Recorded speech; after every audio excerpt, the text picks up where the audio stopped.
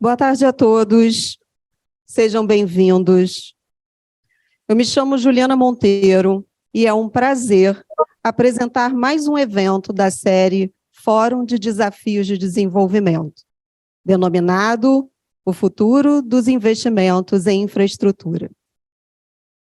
Esse evento é uma parceria do FIB com a FGV Conhecimento e o IDP. Conta ainda com o apoio do Centro Científico e Cultural de Macau, que hoje nos hospeda, da Confederação Nacional dos Transportes, CNT, da Federação Brasileira de Bancos, FEBRABAN, e da Federação de Indústria de São Paulo, Fiesp. Gostaria de ressaltar aos senhores que estamos também ao vivo em Brasília, de onde partirão algumas de nossas intervenções.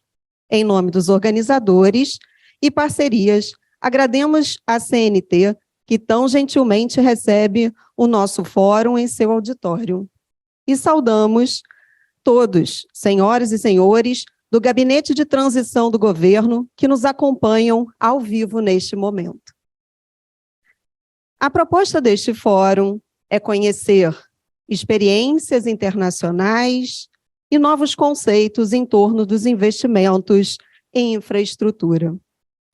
E abrir espaço para debater que lições podem ser tiradas pelo Brasil, que ostenta das taxas de investimento mais baixas do mundo, ainda mais quando considerados apenas os realizados pelo setor público. Ao longo dos 3 dias, em 11 painéis, especialistas e autoridades convidados, que desde já agradecemos a participação, abordarão temas como efeitos na economia dos investimentos, transporte, logística, inovação, transformação digital, sustentabilidade social e ambiental, reconstrução e financiamento. E ainda emergência climática, segurança energética, bem assim, Amazônia e Brasil como uma potência verde. O evento ocorre majoritariamente de forma presencial, com algumas intervenções remotas ou por gravação. Em breve, o vídeo de cada painel será disponibilizado no canal do FIB, no YouTube. Bem assim, entrevistas e apresentações também estarão disponíveis nas redes digitais. Para a abertura do evento, convidamos para compor a mesa o excelentíssimo senhor Vitalino Canas, presidente do Conselho Diretivo do FIB e professor da Faculdade de Direito da Universidade de Lisboa.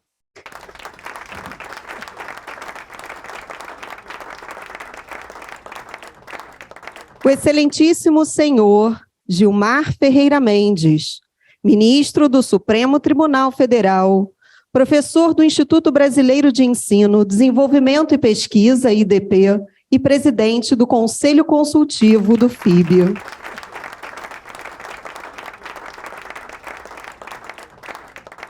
O excelentíssimo senhor Antônio Saldanha Palheiro, ministro do Superior Tribunal de Justiça do Brasil e coordenador acadêmico da FGV Conhecimento.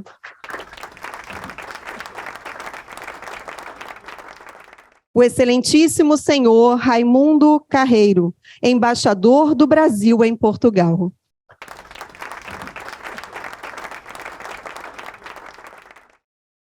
Por favor, senhores, tomem seus lugares e proponho o professor Vitalino abra e comande a mesa. Muito obrigada.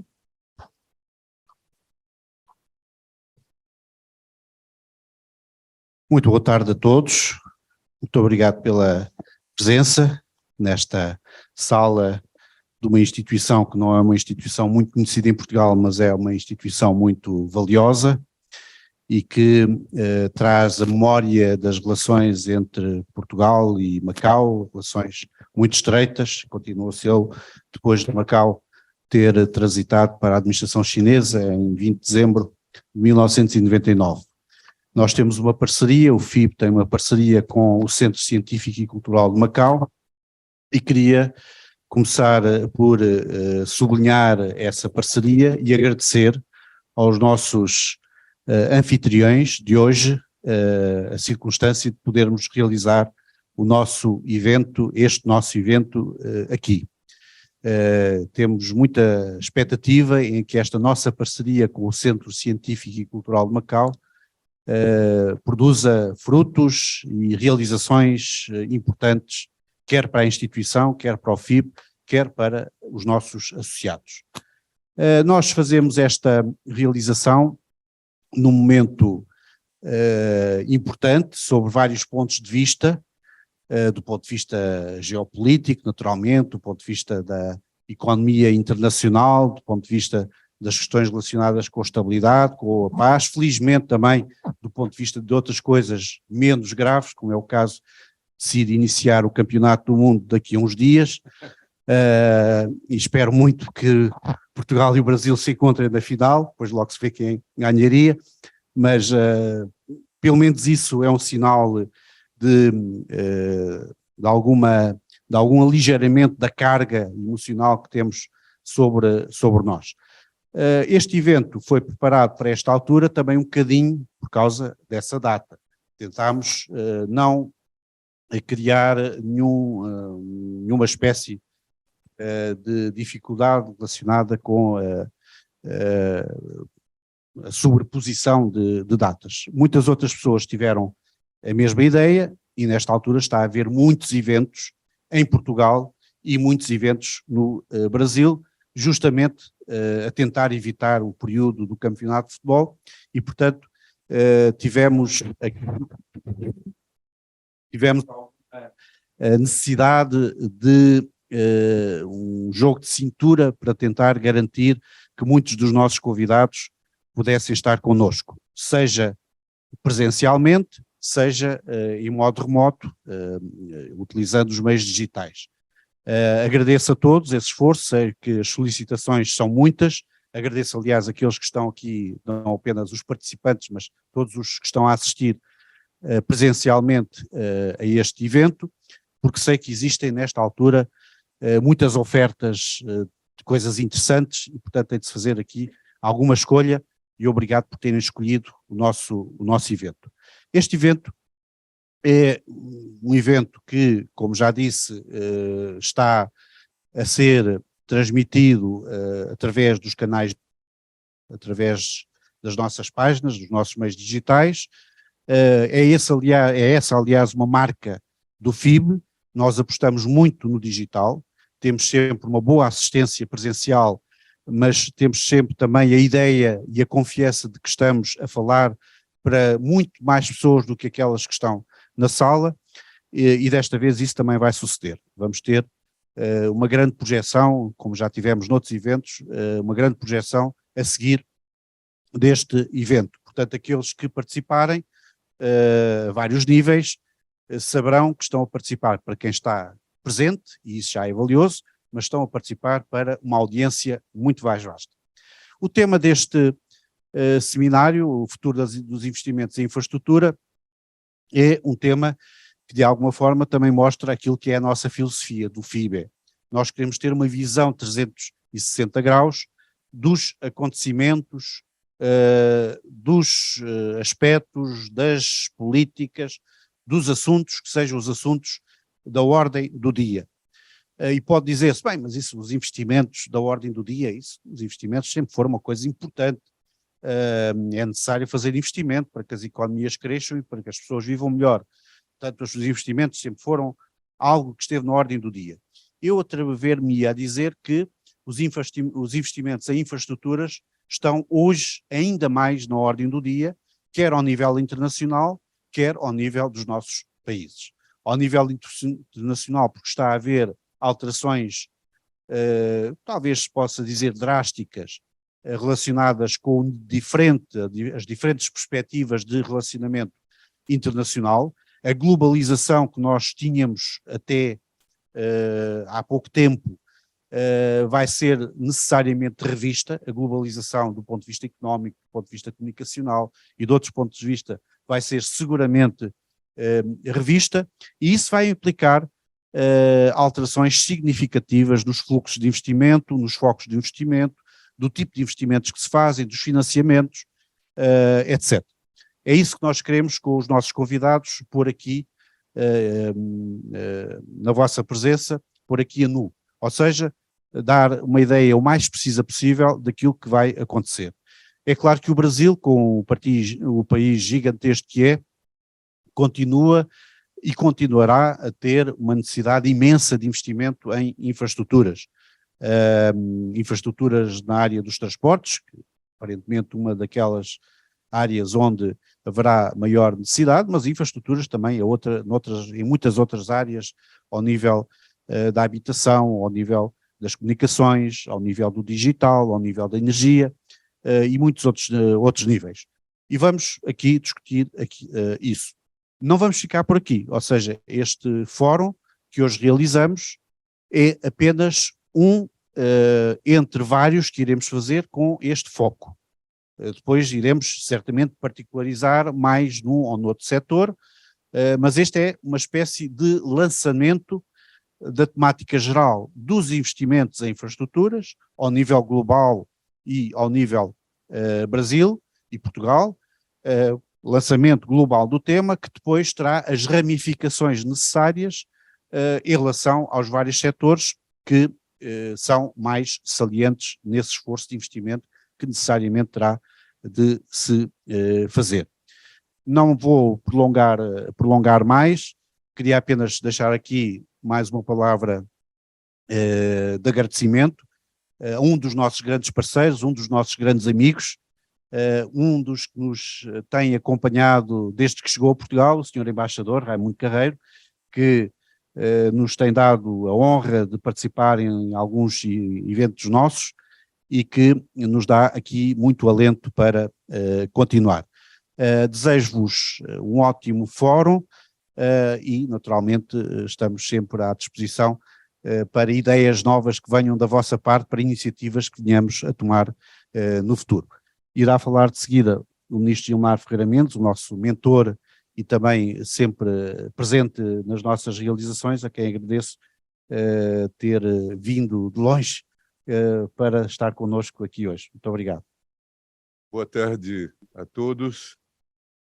Caro presidente do FIB, Vitalino Canas, caro embaixador Carreiro, caro colega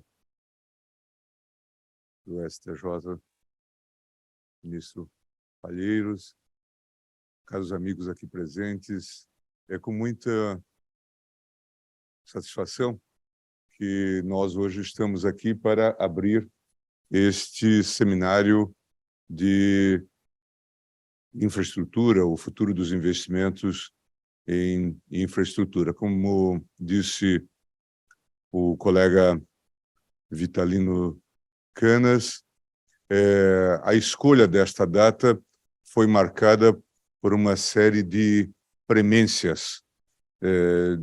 De alguma forma se queria fazer antes do início dos novos governos, dos novos mandatos, para que houvesse discussões com proveito com aqueles que estão a assumir novas funções. E, ao mesmo tempo, tínhamos aí uma série de limitações, no caso brasileiro, as eleições que se realizaram, como sabem, com alguma emoção, mas pacificamente, e tiveram o desfecho de todos conhecido. Por outro lado, tínhamos a Copa do Mundo a iniciar-se e os governos, a virada do ano e o início dos governos. Portanto, tínhamos essa limitação e, por isso, então, a escolha dessa data. Também estou bastante satisfeito hoje de estar em Lisboa, estar em Portugal, num ambiente pacífico depois das emoções que vivemos em Nova York, junto com Isaac, que esteve lá, e a gente agradece o apoio da FEBRABAN. A gente viveu dias, vamos dizer assim, bastante interessantes nessa grande metrópole, mas não causada pelos americanos, mas pelos brasileiros que ainda estão emotivamente muito tocados, talvez, pelo resultado eleitoral. E, infelizmente, parece que isso não se repete aqui em Lisboa. Bom, o tema do seminário, e a gente já vinha discutindo isso no FIB, numa série de abordagens, painéis, sobre o futuro dos investimentos na infraestrutura, e nós sabemos das carências que existem no Brasil no que concerne aos investimentos.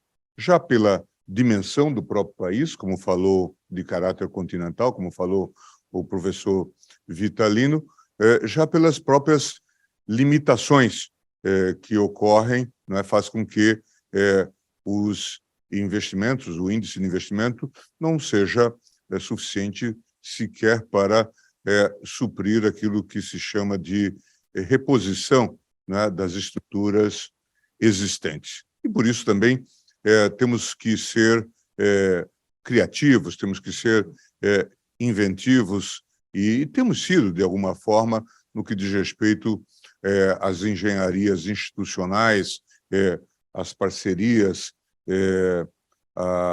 tudo isso tem sido feito em diferentes fases. O último, nós já até falamos aqui em outro painel, sobre, por exemplo, o êxito do marco regulatório do saneamento, que, claro, tem que dar ainda muito melhores resultados, mas vem dando bons resultados com as privatizações já realizadas e que fazem com que nós acreditemos que aquela ideia de que até uma dada data, num futuro não muito remoto, nós vamos atender a essa demanda básica no que diz respeito à existência de saneamento e de água potável para as pessoas, considerando que hoje 50% da população, Saldanha, não tem acesso a saneamento. Isso, inclusive, nas grandes metrópoles. Rio de Janeiro tem aí um grande desafio pela frente. Nós ouvimos no outro seminário a fala do próprio governador, que considerou a privatização da SEDAI como um marco de renascimento econômico, político do próprio estado do Rio de Janeiro. É preciso que nós sejamos, então, inventivos nesse sentido. E acho também que os tribunais, o STJ, o Supremo Tribunal Federal, estão muito atentos a esse outro item do qual se fala muito, que é a necessidade de nós criarmos um ambiente de segurança jurídica. Isso é fundamental para investimentos, sobretudo, caro Carreiro, investimentos de longo prazo. Isso é fundamental. Acho que o Brasil deu mostras bastante interessantes de vitalidade institucional agora nesse processo eleitoral, lidando com temáticas difíceis para todas as cortes e para todos os países, como a temática das fake news. E agora mesmo os senhores acompanharam essas também emocionantes eleições do midterm americanos, não é? E viram quão avançado é o processo eleitoral brasileiro. Nós fazemos as eleições, não é? De 7, 8 da manhã até às 17 horas, e às 20 horas nós já estamos proclamando o resultado. Essas eleições americanas mostraram que consumiram uma semana e ainda daqui a pouco ainda vão estar questionando, né, quem eventualmente ganhou as eleições. Então, isso é uma prova de uma modernidade e de uma forte institucionalidade do Brasil e do judiciário brasileiro. Muitas das mudanças verificadas nesses últimos anos foram referendadas e validadas pelo Supremo Tribunal Federal, como, por exemplo, o marco do saneamento, e que deu segurança jurídica para que nós avançássemos. E acredito que há essa consciência hoje no âmbito do judiciário, no sentido de que nós precisamos oferecer segurança jurídica, resolver essas pendências, mas não só isso, resolver num tempo social e politicamente adequado. Então, isso me parece fundamental e acho que hoje nós podemos dizer que existe essa consciência. Estou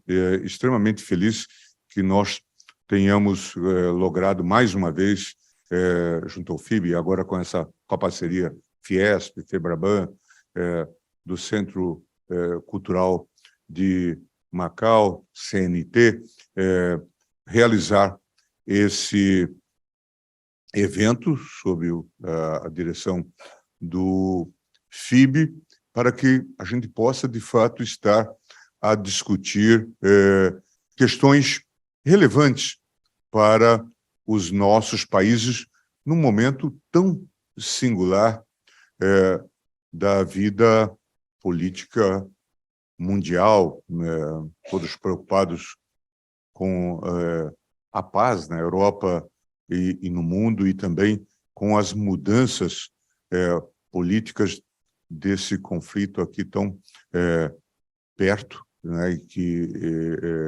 assombra a todos e que tem uma série de implicações.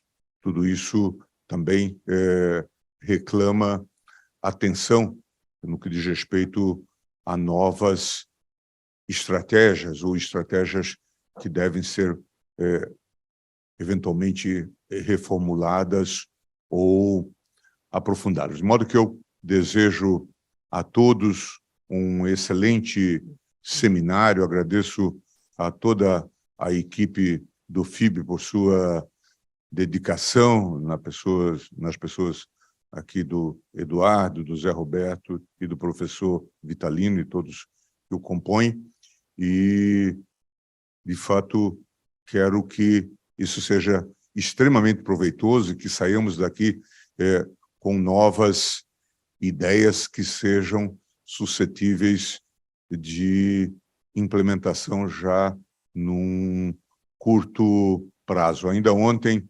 em Nova York, tive a oportunidade de assistir a um painel bastante interessante, em que se fizeram presentes pessoas muito representativas do Brasil, como o Pécio Arida, está na coordenação da equipe econômica de transição, Henrique Meirelles, Joaquim Levy, o Isaac,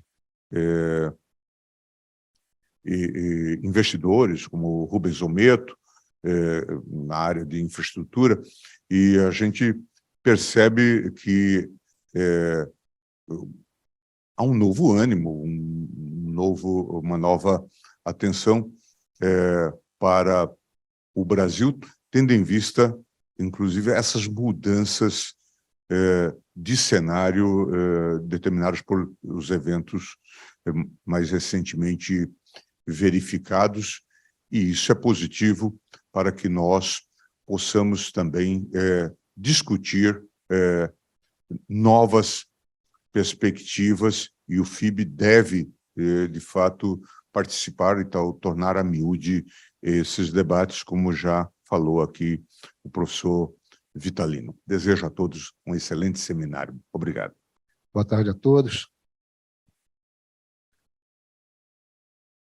Primeiramente, eu gostaria de ratificar a relevância da constituição do FIB como um espaço de discussão, um espaço de divulgação de conhecimento, um espaço de pluralismo, que a gente pode trazer uma universalidade de ideias, comparações, sem extremismos, sem emoções exacerbadas, um espaço de cultura, de troca de cultura e de conhecimento. Para nós, isso, nesse momento, é essencial. E destacar o tema infraestrutura.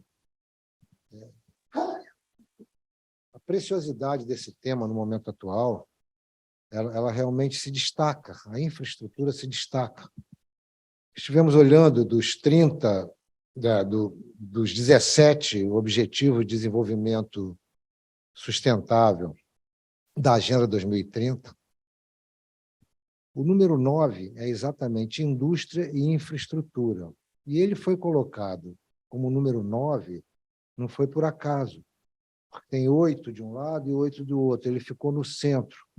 E ele, então, é trazido, ele é apontado pelos especialistas como aquele que tem uma influência, um impacto direto em todos os demais.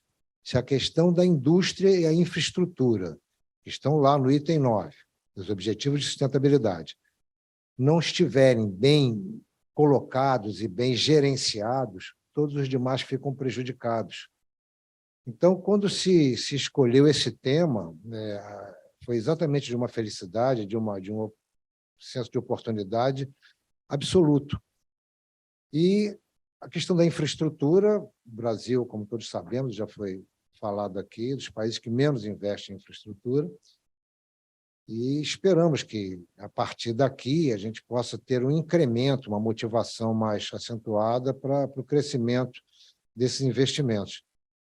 Não só na infraestrutura física, né, a infraestrutura daquilo que é tangível, mas também na infraestrutura do processo de tecnologia, do processo digital, do processo de meio ambiente, que são intangíveis, mas revelam uma destacada relevância, particularmente a tecnologia digital, que a gente precisa incrementar o desenvolvimento, o acesso a todos a essa tecnologia, e, ao mesmo tempo, preservar a ética, preservar a utilização sadia, a utilização que não ultrapasse o limite até da criminalização daquilo que é postado.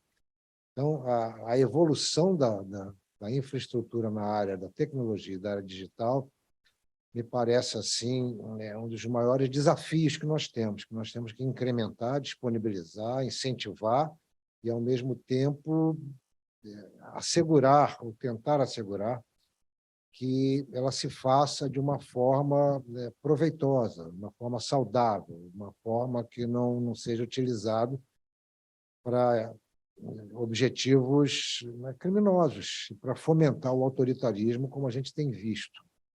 A gente verifica também que, na própria Agenda 2030, o item 16, ele refere o fortalecimento institucional.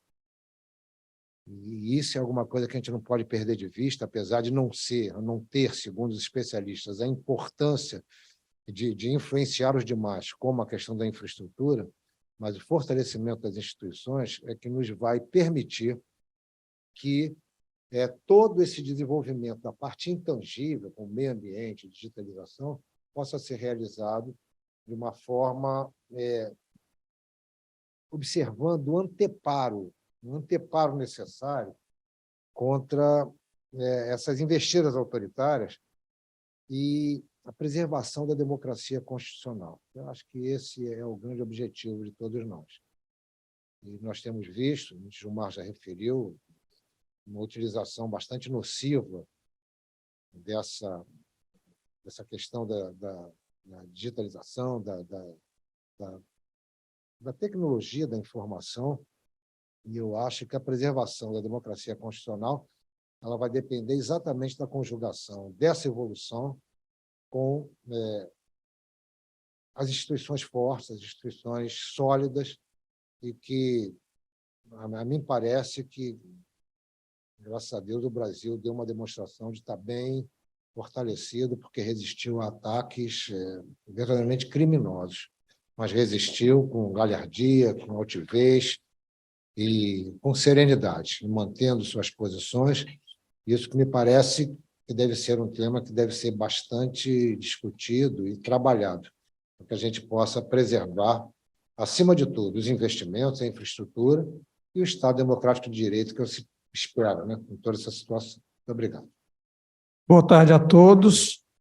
Eu vou cumprimentar a mesa, que o ministro Gilmar já o fez, mas eu faço questão de repetir, cumprimentando o ministro Gilmar Mendes, do Supremo Tribunal Federal, o ministro do STJ, do Superior Tribunal de Justiça, o ministro Antônio Saldanha Palheiros. Também eu quero cumprimentar a professora Carmen Amando Mendes, presidente do Centro Científico Cultural aqui de Macau, em nome de quem eu cumprimento todas as senhoras aqui presentes. E cumprimento o professor Vitalino Canas, presidente do Conselho Diretivo da FIB. E eu quero fazer um cumprimento aqui especial a todos os amigos portugueses e brasileiros, em nome do Isaac Sidney. O Isaac Sidney é um ex-diretor do Banco Central, onde ele atuou com muita competência e também defendendo as causas do Banco Central lá no Tribunal de Contas da União, onde eu, como ministro e, às vezes, relator de alguns processos, tivemos a oportunidade de conversar sobre várias questões de interesse do nosso país. Eu agradeço, ministro Gilmar Mendes e o professor Canas, o convite para participar da mesa de abertura do seminário Futuro dos Investimentos em Infraestrutura e congratulo-me com os organizadores e participantes pela escolha do tema tão pertinente do contexto atual das relações entre Brasil e Portugal. Não pretendo, em minha abordagem, falar do tema dos investimentos em infraestrutura em toda a sua amplitude, que realmente é muito grande. Algo que os especialistas terão melhores condições de fazer. Mas apenas fazer algumas observações sobre a participação de Portugal nesse setor em nosso país. Os investimentos portugueses no Brasil em infraestrutura estão fortemente concentrados na área de energia.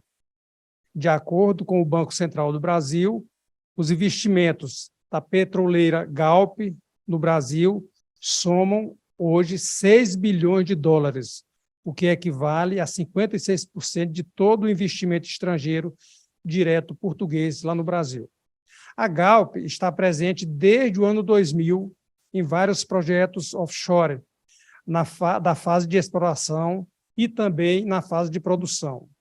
O portfólio offshore da empresa inclui participações, sobretudo na Bacia de Santos, mas também nas bacias de Campos, Pernambuco, Paraíba e em Barreirinhas. Como se sabe, a descoberta da Bacia de Santos a posiciona como detentora de uma das maiores reservas conhecidas de petróleo e gás natural em águas ultraprofundas. A chamada cessão onerosa, sistema para exploração e produção de petróleo, pela qual a Petrobras adquiriu da União, por meio de contratação direta,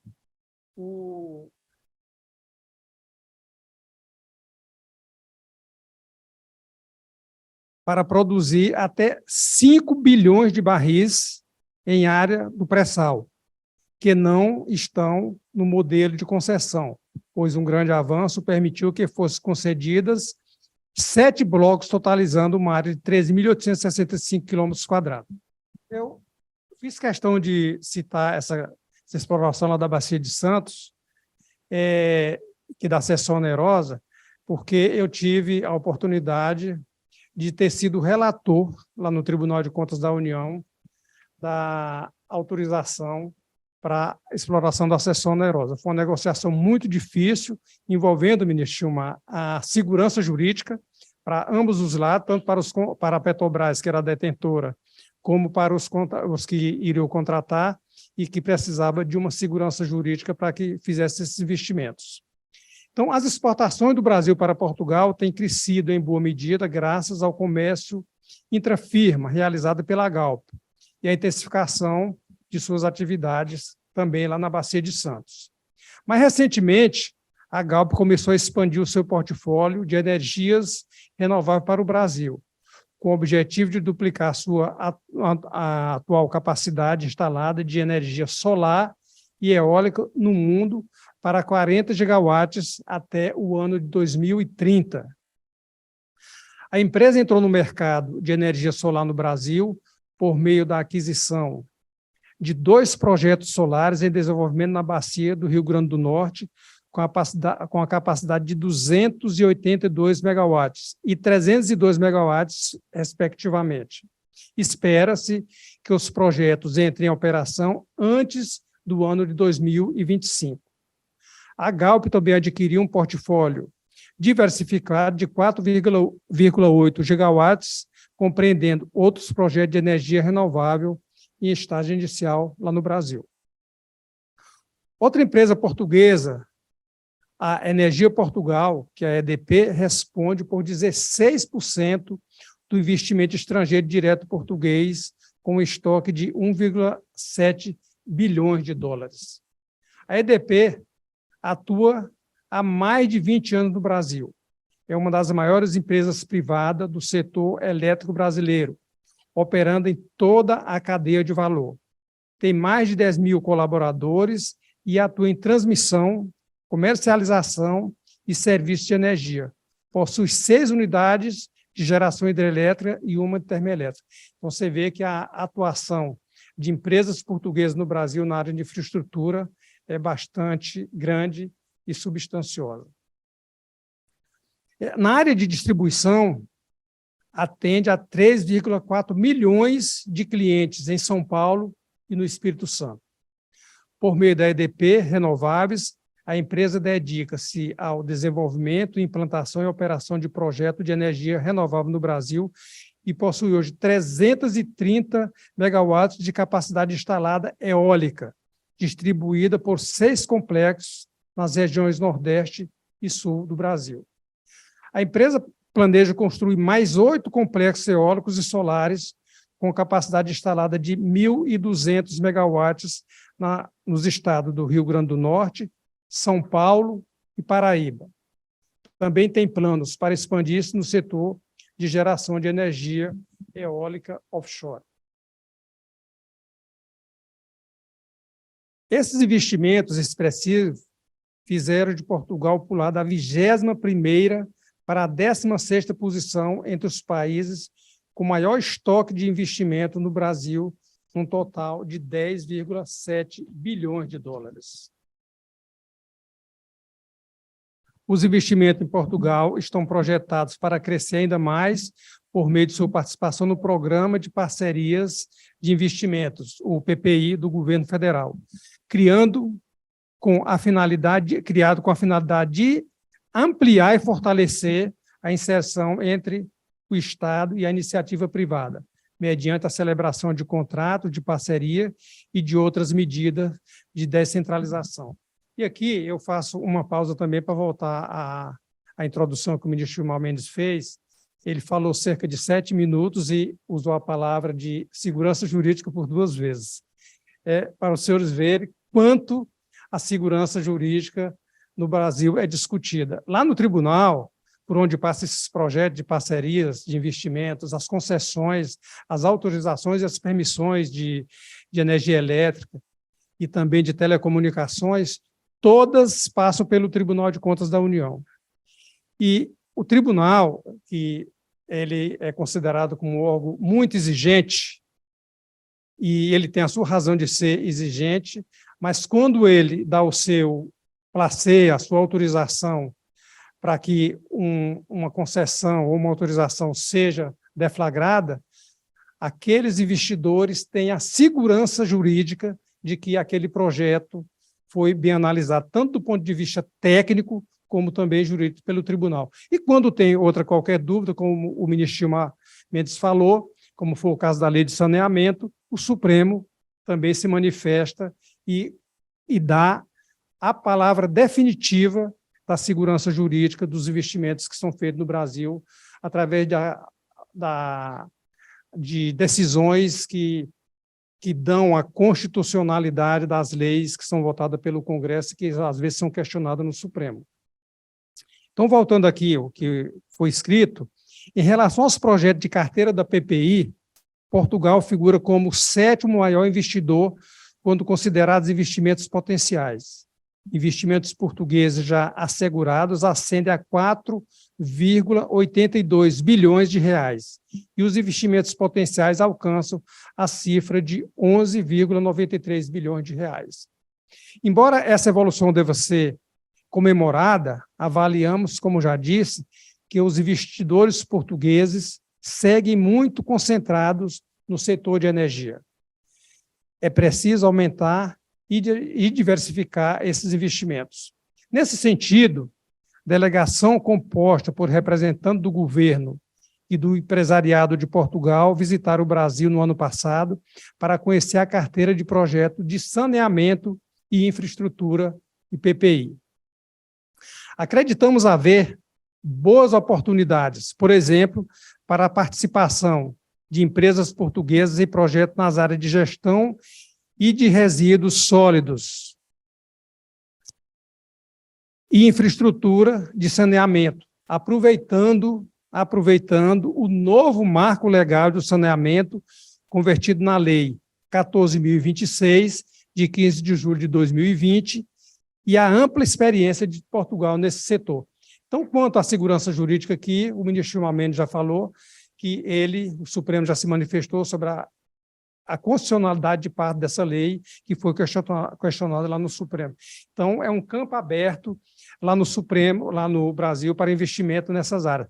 Eu me lembro, ministro, senhores membros aqui da mesa e nossos ouvintes aqui, de que lá no Brasil existia uma empresa de porte nacional e internacional, que depois, com a questão da Lava Jato, ela praticamente se desfez e mudou de nome, mas ela estava se expandindo exatamente nessa área ambiental e de saneamento. Infelizmente, teve esse problema e ela tomou novos rumos, e nós esperamos agora, com esse novo marco legal, que empresas de grande porte se arrisquem ou se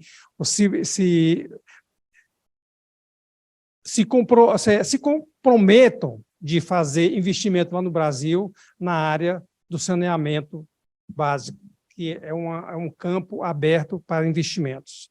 85% da população portuguesa tem saneamento básico e 96% conta com abastecimento de água seguro e de boa qualidade. O ministro Gilmar aqui acabou de falar os números que estão bem abaixo do nosso aqui, lá no Brasil, que apenas 50% de brasileiros têm água tratada.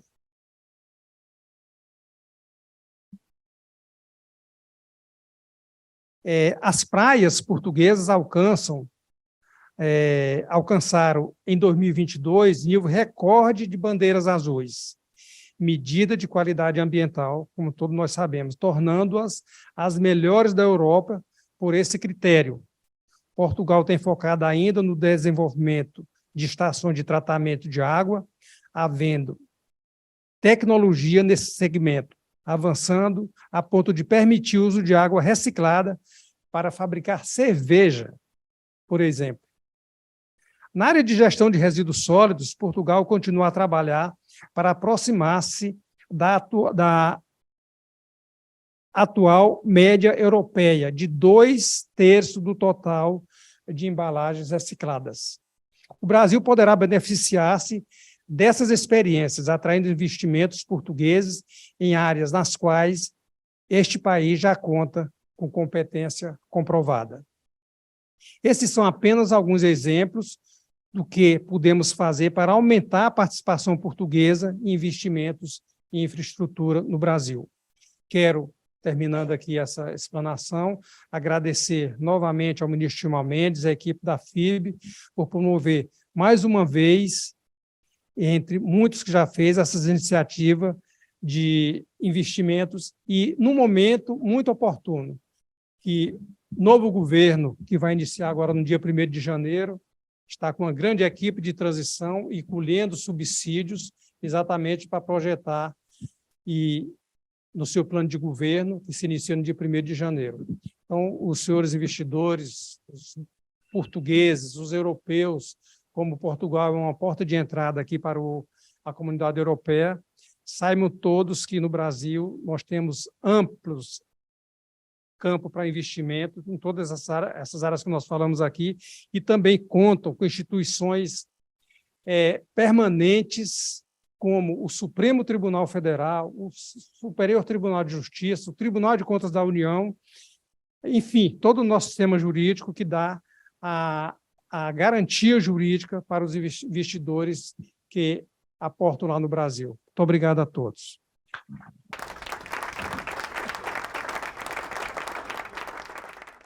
Aproveitando, agradecemos, então, aos senhores pelas palavras e pedimos gentilmente para que retomem os seus lugares. Muito obrigada.